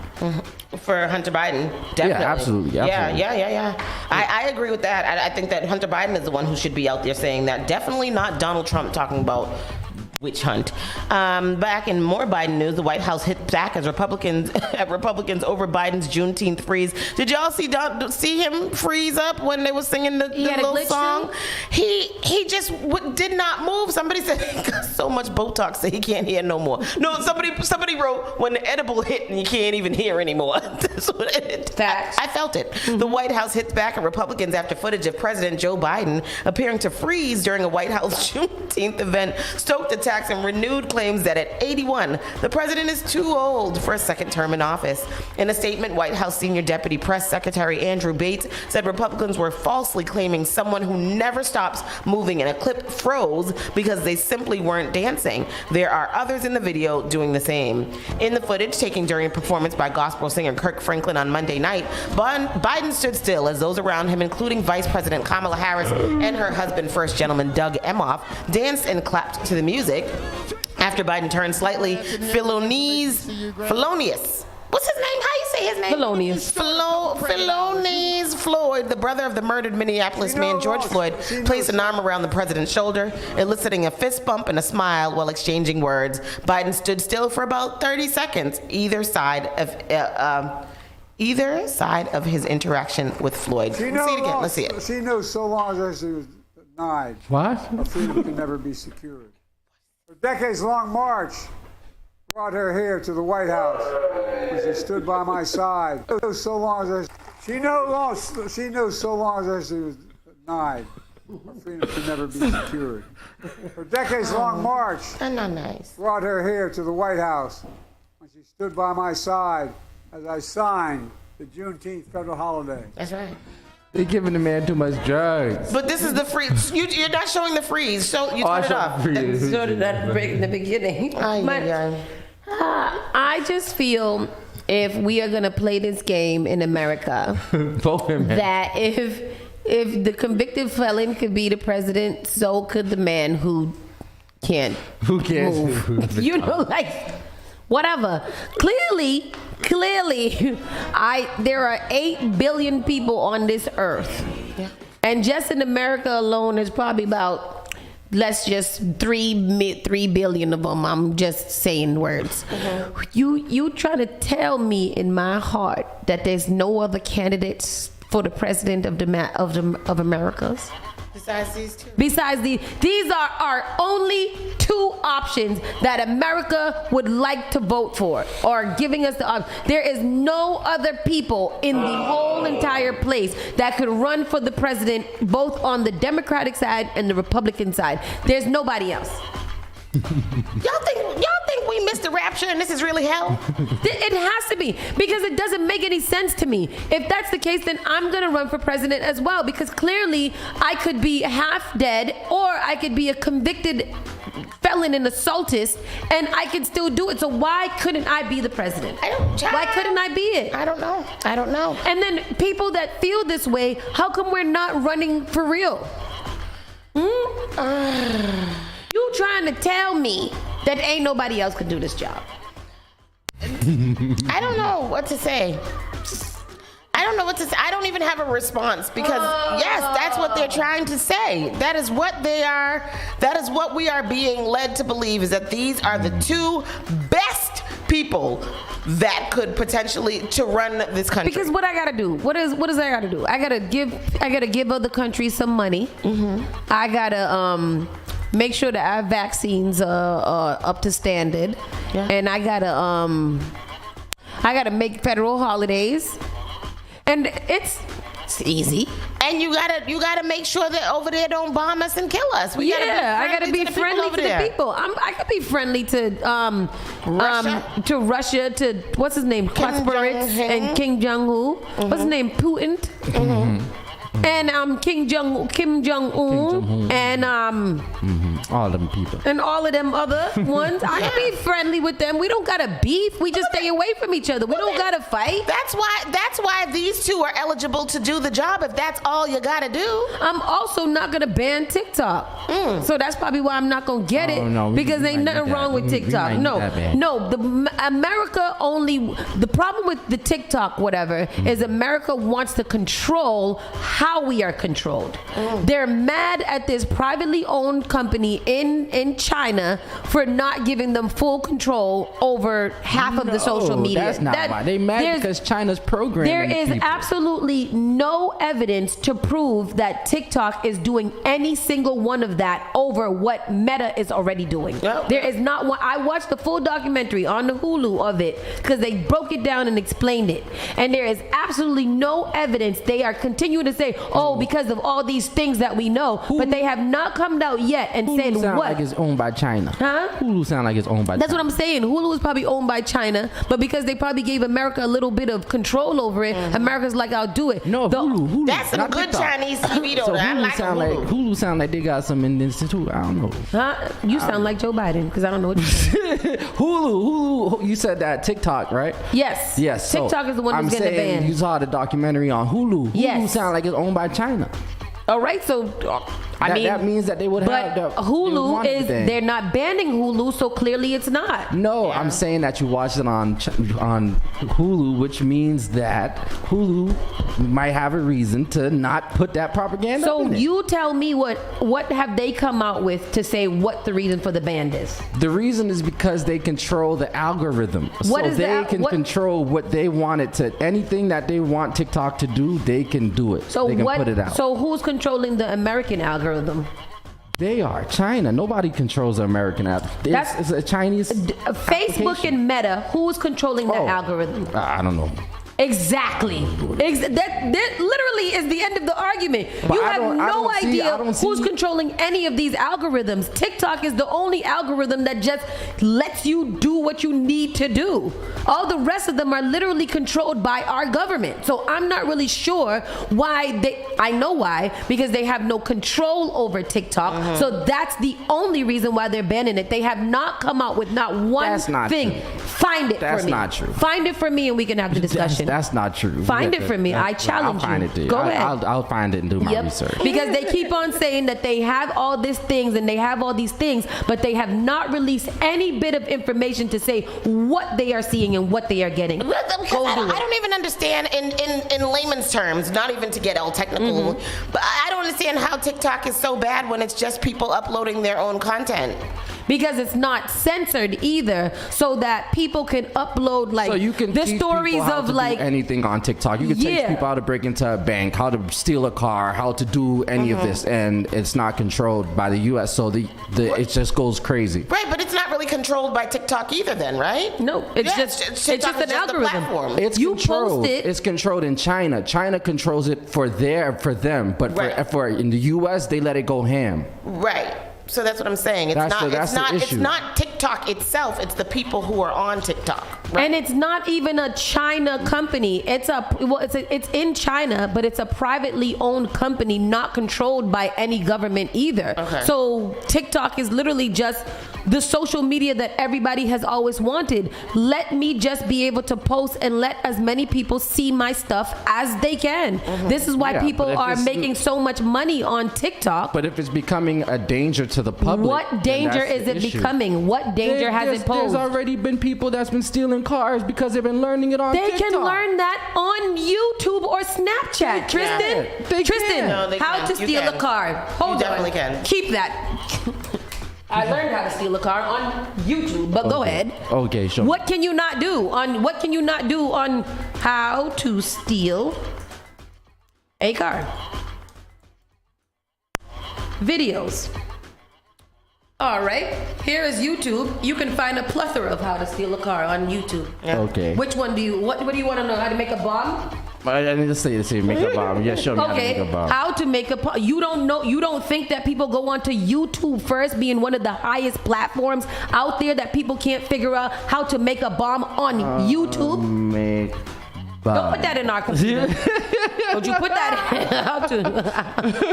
How to make a bomb. Oh, you can. That metal ones around everything. You say you can learn these things on Google. Literally anything that you want to learn, you can do it anywhere on any social media platform out there. They are banning TikTok only because they cannot put control on it, so they can tell us what we. TikTok people go on there and they dissect the government and things like that, and that's something that they don't want. They don't want you to know the truth of what's going on in the world. So obviously, why wouldn't I ban it? I'm America. I don't want you guys to know that I'm really racist. I'm gonna ban it. Absolutely not. No. So I guess the main issue is that the algorithm picks up, and then it's easier for people. It's easier for it to go viral. Is the main literally. issue. So these are people that are making livings off of TikTok, and they are going to ban that and mess a lot of people up. And I think that is the problem. They can't regulate all the things that people are doing with TikTok, so they're mad at it and they want to get rid of it. That's it. That's crazy. That's it. That's the bottom line. I watched the documentary. Y'all got me watching documentary. I love a documentary. And Hulu got good documentaries. I don't care if it is a China company. I don't know, because I watched P. Diddy documentary, the TikTok documentary, and then I watched something. They just came right after each other. I was like, yo, I'm learning mad things. I'm learning all the things. Yeah, this is crazy. Hulu's got great documentaries. Now, what do we have? Judge blocks Florida's transgender youth care for minors. The judge called the policy unconstitutional. Transgender opponents are, of course, free to hold their beliefs, the judge said, but they are not free to discriminate against transgender individuals just for being transgender. So wait, they can issue care now to children, or they can't? He has called Florida's policies restricting gender-affirming care for minors and adults unconstitutional and blocking the state's policies from being enforced. So they can. He's blocked it, so he's blocked them not, so they can. You know what I'm saying? That. All right. Huh? Wait, what? Judge blocks Florida transgenders youth care ban for minors, meaning he they can't. blocks the ban so they can. Oh, okay. Because I'm like, they block the ban because they can. Yes. So I mean, that was the one thing. I don't think that they should have gotten to the part where they needed care in the first place, because I personally don't feel like that's a decision that should be made prior to being 18 years old of age and being a complete adult. Yeah. I think that's just way too permanent. If I can't get a tattoo or smoke a cigarette under the age of 18 or 21 years old, why should I be able to change my whole reproductive organs? I agree with that.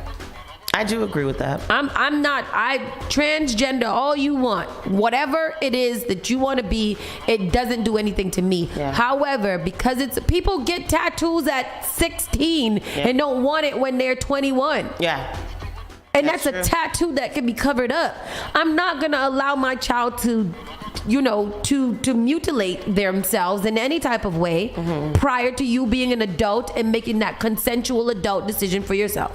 Is that what it is? That's the gender affirming care, is for them to actually have transition surgery? Yeah, is that what it's called? Is it called transition? I guess after the surgery, the hormones and stuff like that they have to start on and whatever. Okay. Those are the things. I don't. Because it does say this, the lawsuit did not challenge the state's prohibition on surgery for minors, and the decision does not address it. So that's still in place. They can't get surgery. They can't get surgery. No, okay, but they can get care if they have it. Care. And that I agree with that. If you already went through it, then you should be able to. That's medical care that you need. Right. Restricts gender-affirming care for minors. The judge ruled Florida's ban on puberty blockers and hormone therapy is unconstitutional, saying, quote, transgender opponents are free to hold their beliefs, but they are not free to discriminate. Governor Ron DeSantis says the law is aimed at protecting kids from, quote, permanent life-altering damage. He's vowing to appeal the ruling. I mean, DeSantis is still there. He's still there. He is still there. Yo, How come nobody is taking him out yet? That's what I'm saying. Like, they chloroforming people in Cambridge. Why they ain't got no chloroform? Yeah, just kidnap him. You don't got to kill him. Kidnap him and send him somewhere for a little while. My goodness. Tired of seeing his stupid face. My goodness. Should kids get BBLs and breast augmentation? Snyder, go have a chair.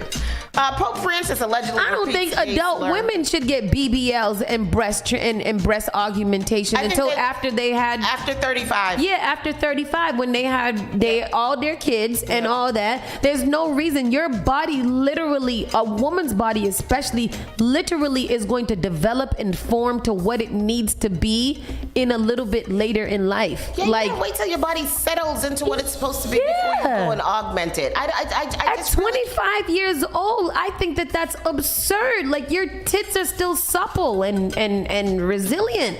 They ain't even drop yet. So what are you fixing? Right. And then you're putting them up in your chin and your butt's up all up your back at 25 years old. When they sag, you're going to have two little titty balls down here, two little basketball asses at the back of your knee. That's crazy. I hate it. Anyway, Francis allegedly repeats gay slur and opposes gay men in his priesthood. Wow. Everybody got to watch their mouth, because just because it's something that you can say doesn't mean that you should say it. And my problem is that all these old people is out of control. Pope Francis allegedly repeated a highly pejorative. I've never seen that word before in my life. Pejorative. Pejorative slur just 2 weeks after the Vatican had issued an apology over the same word. Pope Francis on Tuesday reiterated his opposition to gay priests, allegedly repeating a highly pejorative slur in the encounter with clerics just 2 weeks after the Vatican issued an apology amid reports that he had used the same word in an earlier meeting with bishops. Francis reportedly repeated the slur in a meeting with 200 priests at Rome's Salesian Pontifical University, according to major Italian outlets. The Vatican, in a statement, did not mention use of the derogatory word, but said the pontiff had spoken of the danger of ideologies in the church. The Vatican said the Pope reiterated the need to welcome and accompany gay men in the church, but called for prudence regarding their entry in the priesthood. The 87-year-old pontiff had previously made landmark statements in support of same-sex civil unions, conducted LGBTQ+ outreach, and last year approved short blessings for same-sex couples by Catholic priests. But Francis, who famously said, "Who am I to judge?" Then asked about gay priests shortly after becoming Pope in 2013, has also expressed caution in admitting homosexual men to seminaries. He has essentially backed a 2005 Vatican ruling that homosexual candidates cannot become priests because their sexual orientation estranges them from the proper sense of paternity. What word did he use? I put it inside the comment section. Wait. The priest said a big word. The priest said faggotness. Major Italian media outlets, including the whatever, reported that the Pope during Tuesday's meeting also repeated the word frassigini, which in the Roman Italian dialect roughly translates as faggotness. Frassigini. Quote unquote. Wow. Faggotness. The Pope is wicked, wicked.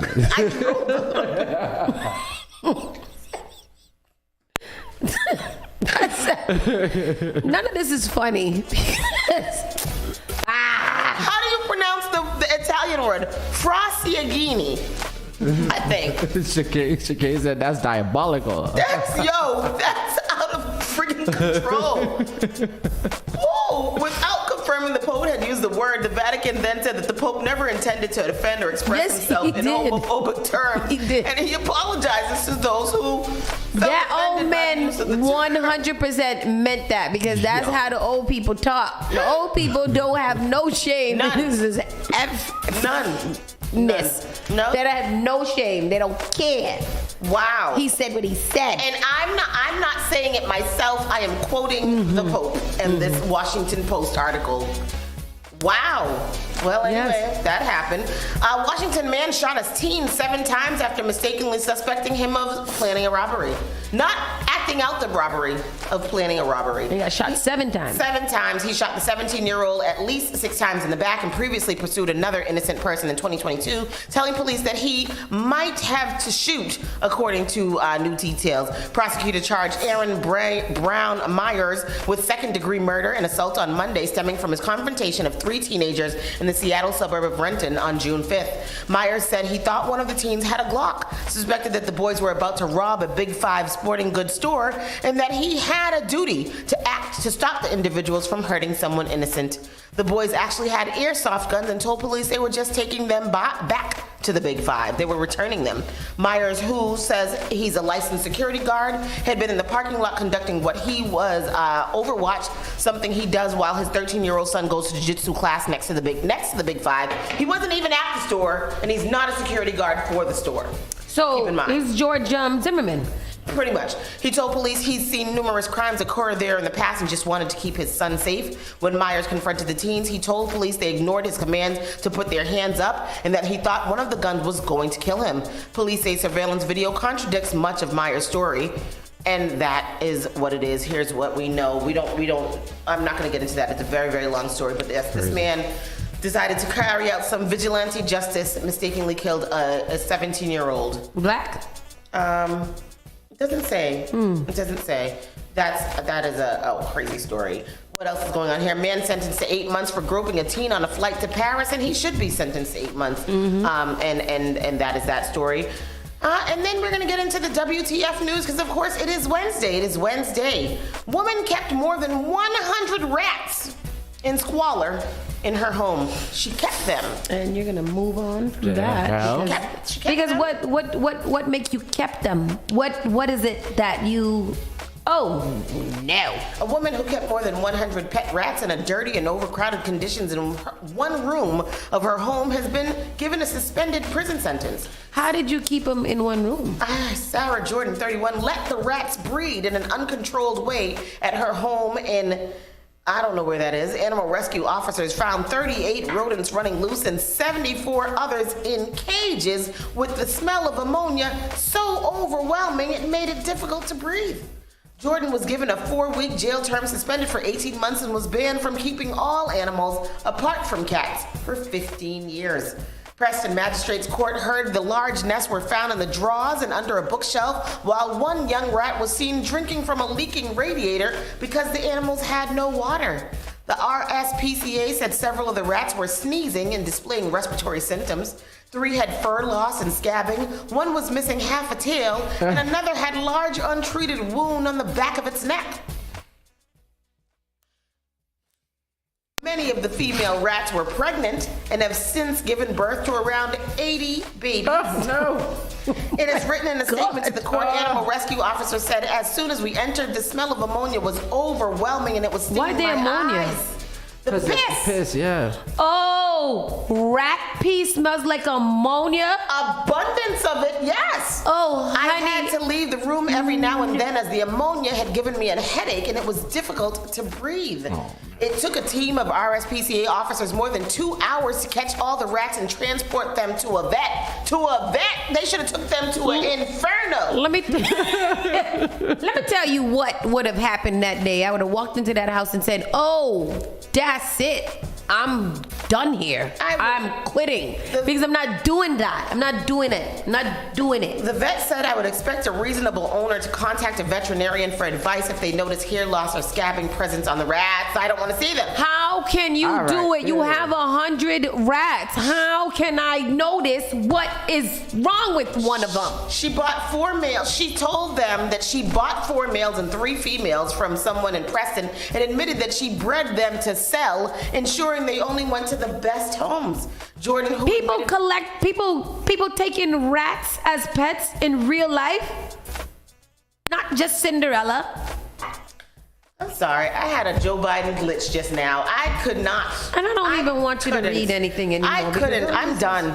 That story is done. And then did y'all hear about this? I watched this today, and I kind of want to punch her in the face. Trad wife TikToker fired after using N-word in foul-mouthed cooking video. She says, I'm not sorry. She says, I tried to find an F and I could not find one. I couldn't find an F to find. I felt like that this morning. I couldn't find an F. She couldn't find a what? F to give. A TikToker who claims to be a trad wife, what is that? Traditional wife, has been fired after casually dropping the N-word in a cooking video. Lily Gaddis filmed herself in the kitchen as she used the racist slur and also referenced dumb whores, immigrants fresh off the boat looking for a green card, and gold diggers. The video racked up millions of views before TikTok suspended her account. Following the backlash, Gaddis posted a non-apology video Monday admitting the clip seems to have upset members of a certain community. As the backlash made me do a deep dive and a soul search, and after all that, I still couldn't find a care, she says proudly on X. Before her videos took off on social media, Gaddis worked as a marketing and sales manager at Roth of the Carolinas, a home health care company for the elderly and disabled in Wilmington, North Carolina. Although Roth of the Carolinas did not name Gaddis, it emphasized in a statement Tuesday that the newly hired employee was axed over inflammatory remarks on social media that do not align with the values and beliefs of our company. The catch is, the boss of that company, or the CEO of that company, is a black woman. She says, the girl says, oh no, I just got fired in a tweet on that night. In the video at the center of the drama, Gaddis airs her grievances that certain guys think all women are gold diggers as she cooks in her kitchen. You're getting the opinion from some dumb whores and immigrants fresh off the boat looking for a green card. Yes, they are probably gold diggers, but that is the exception. I am the rule, she continued. Everyone I know that is married right now is married to broke ass N-words. Wow. And they don't care. We don't give an F about money. She previously gained some notoriety for ranting on the Chinese-owned platform that nerds she doubled in down high school all the time. Because even on this TikTok, somebody said, married to who? And she said, you heard me. Oh. Go ahead. The people we didn't hang out with grew up to be famous actors, tech billionaires, and scientists who are making laws and running the world like normies, world for normies like her. After the fallout, Gaddis doubled down on her use of the racial slur, even as her comments were flooded by users in disbelief. Oh, that's what you said. And she said, you heard me. I got it. Go ahead. They've grown up now, and they're the ones making the laws. They're the Mark Zuckerbergs. They're the Faucis of the world, the fucking nerds.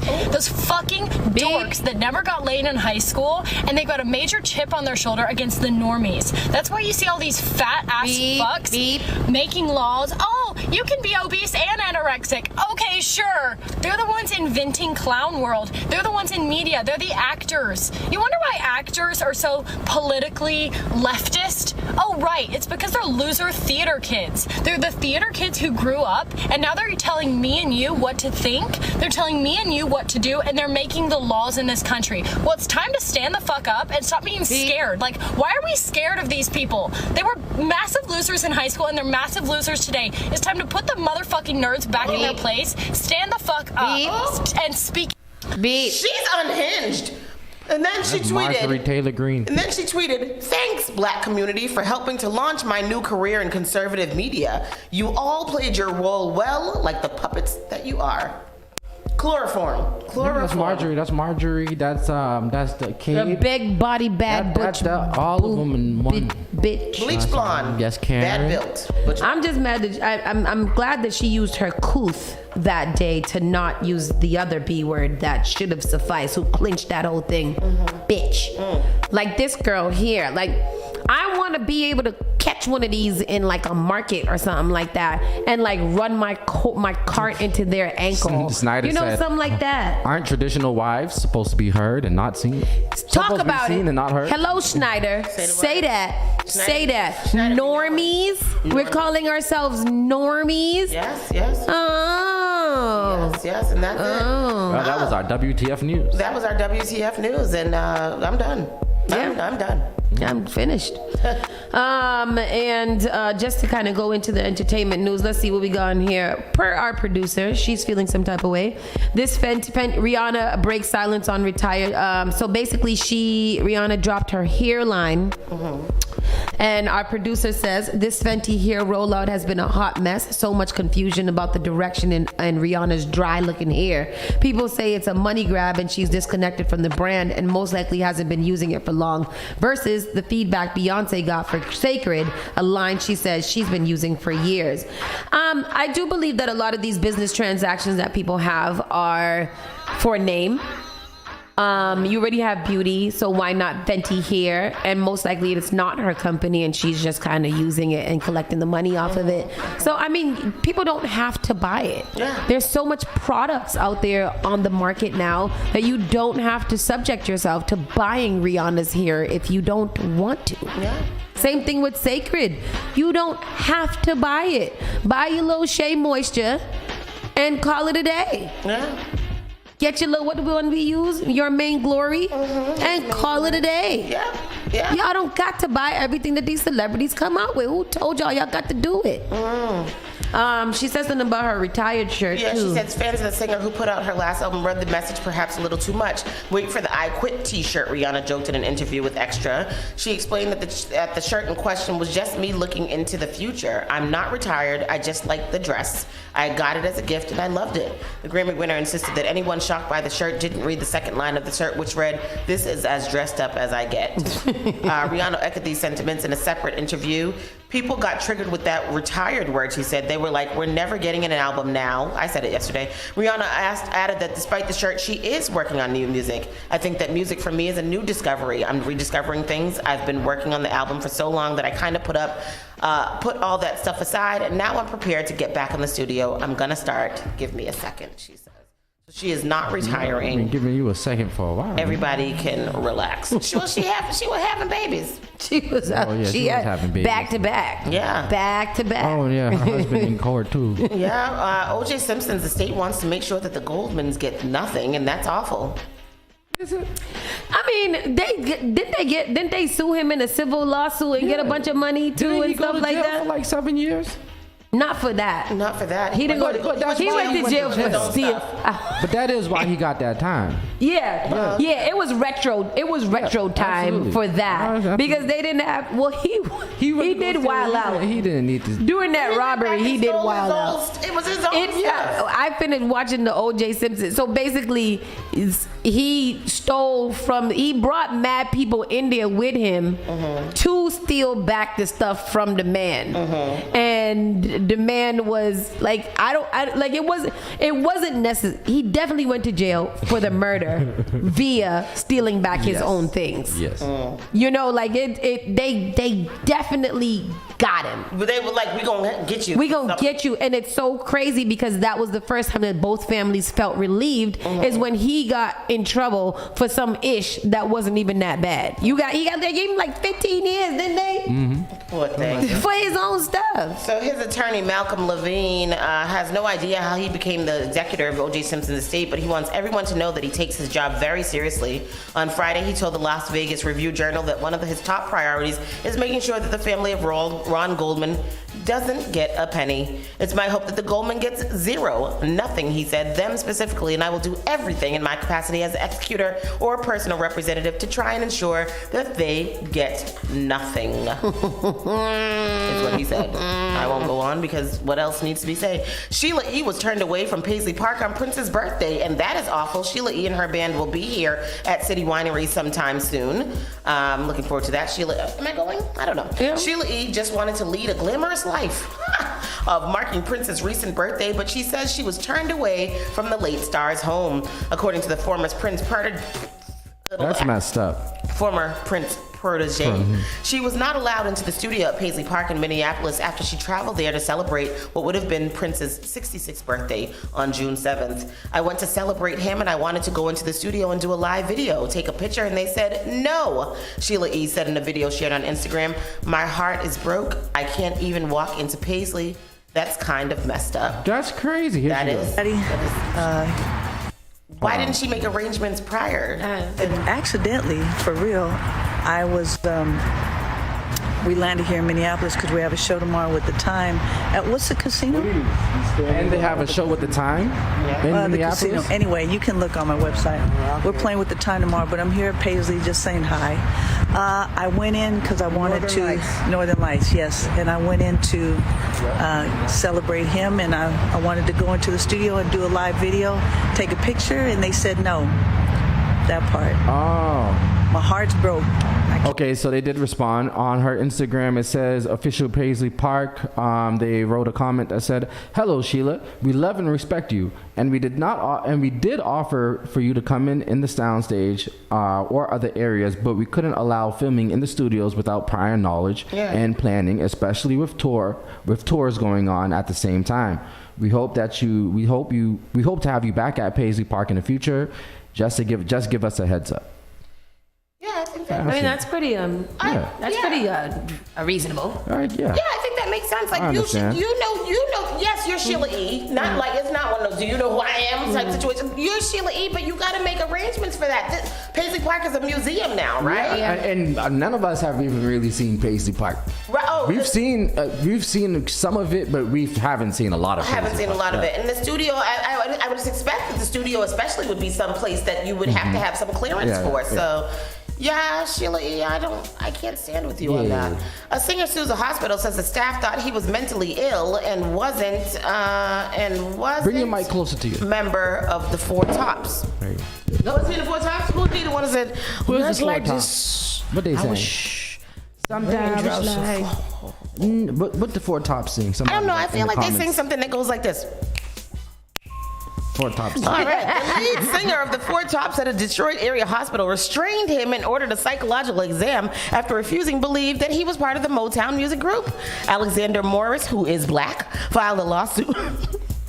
I think we knew that. Why did they put that in there? Filed a lawsuit Monday against Ascension Macomb Oakland Hospital in Warren, alleging racial discrimination and other misconduct during an April 2023 visit for chest pain and breathing problems. Hospital staff wrongfully assumed he was mentally ill when he revealed his identity as a celebrity figure. The Four Tops started in the 1950s and had such hits as "I Can't Help Myself," "Sugar Pie Honey Bunch." Yes. Sugar Pie Honey Bunch. I told you that this. Mm-hmm. You know that I love you. And it's the same old song. That's another song with different meaning since you've been gone. Okay, the group was inducted into the Rock and Roll Hall of Fame in 1990.